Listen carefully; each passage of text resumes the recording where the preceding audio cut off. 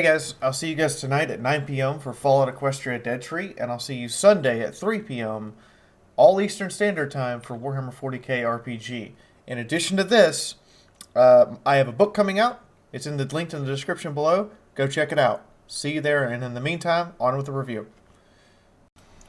So hello everyone, how's everybody doing?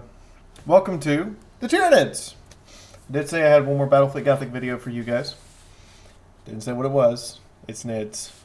That is not a glitch you're seeing where they're kind of invisible. They are currently under the effects of the Shadow of the Warp. Nids are effectively always under silent running, making them easily very good ambush fleet. They're also, like the Space Marines, super boarding heavy. And they have to get in close. They have to get in close. Because a lot of them have a close combat. Actually, all their ships, by the way. Just all of their ships across the board. Either have tentacles, claws, or some other form of ramming device for their fleets. Now, one thing you will notice, however, is they're light on hit points and armor. There's an entire campaign devoted to playing the Tyranids. A whole campaign. I'm a little concerned with the current boarding situation of the game, that there's a whole campaign devoted to playing Nids, and they're focused on ramming and boarding. Now I'm going to show you why this is a concern during this video, because it's going to come up. And it's not going to be something that's going to make you feel good about what I'm saying. I like the idea that you can remove the crew from ships. I don't like the scuttle mechanic. At least in its current implementation, it's far too powerful, destroying entire fleets in seconds. Not to mention the reduction to 3 uses of any particular special capability, boarding included, means the Nids are not a viable long fleet. If the battle's been raging a while, you're out of boarding actions, you're out of fighters. That's most of what the Nids have for weapons. Now, obviously, the AI is straight up cheating. The enemy has seized He a strategic doesn't area. have any blips on radar. He shouldn't be able to see me to drop that on me. So, hey, guys, can you fix the cheating AI? Because that's some bullshit. That's the first thing that I have to cite here. Now, remember, this is a beta. They are going to be changing some of this, hopefully, before the game comes out. But the AI shouldn't have that capability. Now my ships are actually no longer in silent running mode. They are detected. That's fair.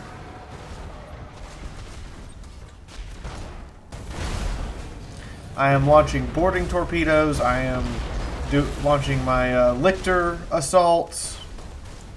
Everything I can. We're going to wipe out that escort real fast and heavy. But look how much effort I'm going to have to put into decrewing that particular light cruiser.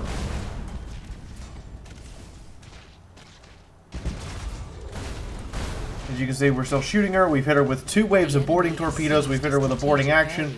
And now I'm going to have my main battleship hit her with a biomorph wrecking ball, which kills the crew. Awesome. There's a drifting Hulk there now. I need to get away from that. Part of the problem with the Nids is getting away from things. Now I could pause and micro boost everyone away, which is what I should be doing. But I want you to see what happens when they detonate the Hulk. Look at my fleet list. 2 escorts, 2 light cruisers, and a heavy cruiser gone. 5 ships just gone. Specifically, the 5 ships that actually went in to fight these guys. Just gone. That was a light enemy cruiser. That wasn't anything in particularly lethal or large or valuable. That 109-point Dauntless Mark II just ripped 400 points out of my fleet. The strategic area.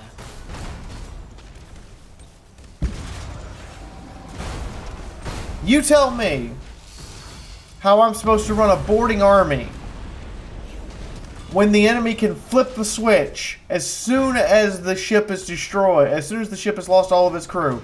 Flip a switch, and suddenly I lose every ship that went into board. If you're going to make Drifting Hulks a thing, make it where I can capture the Drifting Hulk and turn it on my enemies. That's one thing. That would be nice.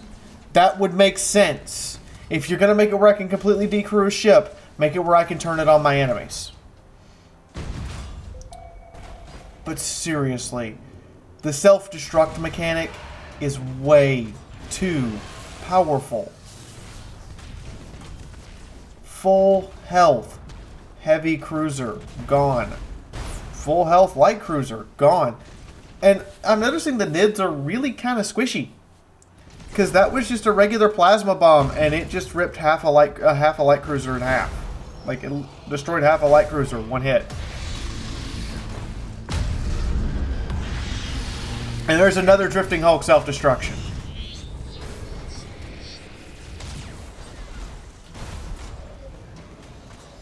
It makes boarding not worth doing.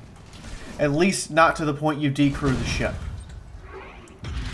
Instead, you just want to get them down to red personnel where they still have a ship. And then let them have it. Now the other problem with the Tyranids that we're going to run into is there's a particularly long recharge time. I've lost most of my fleet, by the way. They're dead. There's a 40-second recharge time between speed boosts. Otherwise, you're slow lumbering hulks. There's no way to re-enter the shadow of the warp once you're detected. My only option is to get to my enemies as quickly as I can. They don't have bombers, they only have boarding craft as well. I'm not really liking them. I know there's a whole campaign devoted to them, and I personally love Tyranids as a faction. Now we see the tentacle in action where it reaches out and pulls ships towards you. It's a very useful skill to have. It definitely compensates. This is about my 10th or 11th battle with Tyranids, trying just to figure out how to play them properly. But the Drifting Hulk self-destruction mechanic has been my continuous downfall. Consistently, it is how I have lost battles. And now I'm out of boarding craft, so I have to rely on just fighters, which are not going to do a whole lot of damage to the ship or its crew. I'm upset at this. I'm down to fighters. That's all I have left. And this battleship. This massive battleship which needs the ability to ram something. And it's being denied right now because there's something behind it and it's not willing to ram that something. Here's the other thing. The line here for that is clearly off. Because that's not where the ball and chain tongue went. 25% of strategic points. I'm gonna lose. Again, I've played 11 battles with the Tyranids. I haven't won one yet. There is stuff like that that's awesome, except for how much it took off my battleship to do that ram. Especially when I have giant crushing claws on the front of the ship. You would think ramming with the front of the ship would not result in a lot of damage being suffered by a battleship, by a hive ship, a battleship class Tyranid, but it does. So at the end of the day, they have an amazing variety. They have amazing capabilities. They don't have the firepower to do a slugging match, and they certainly don't have the staying power to be a boarding faction. They're really, really fragile, and honestly, not very good. I haven't won a single battle with these Tyranids. And I know that might be part me still learning the new game mechanics, but I really want to like them. And I honestly can't. Their ships feel too vulnerable and too easily destroyed. I'm trying to avoid ramming, but I needed to get turned around to use the damn tongue. And it's just not working out for me.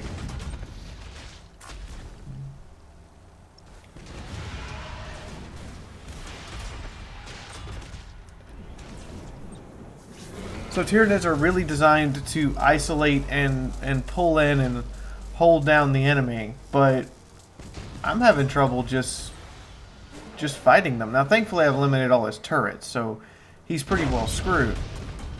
But as a boarding army, I'm now suffering the effects of being a boarding army.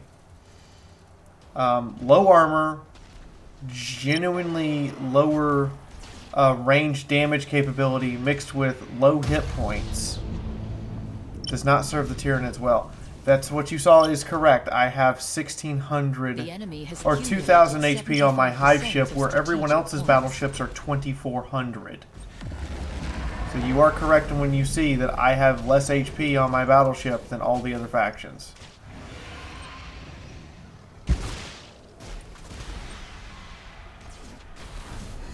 And that just missed. Like, the tongue is it's clearly going through the enemy ship model, but it's considered a miss. And there goes my hive ship with its last breath. Again, I'm not expecting to win this. I thought the battle might be close, and then I realized, oh wait, there's a couple of ships I haven't even detected yet. The enemy has a battleship that I haven't even detected yet.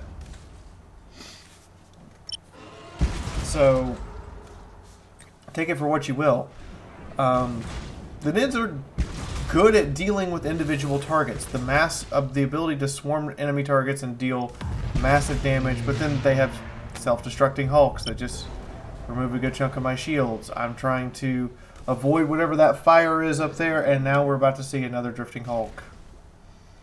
I believe we are. Is he going to go up? Or are we going to be able to kill him before he self-destructs? I just feel like there's so much going on here. I should have had a tutorial or something to help me explain how the Nids are supposed to work.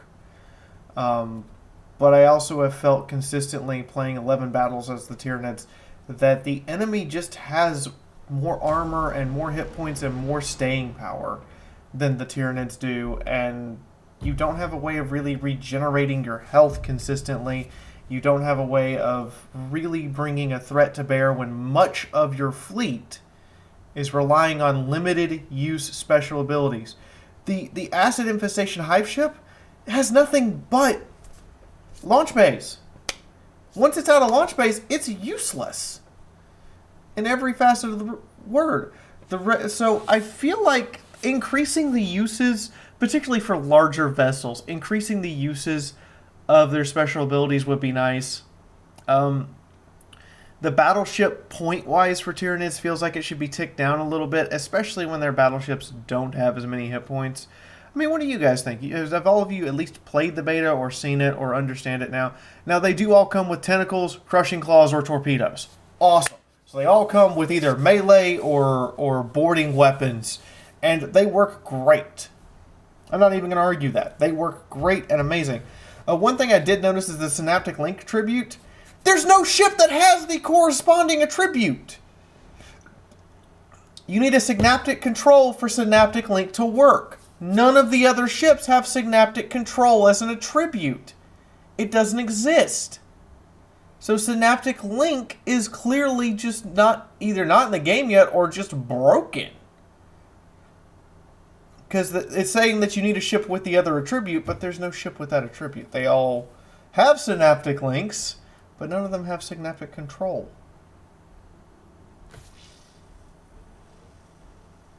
Right!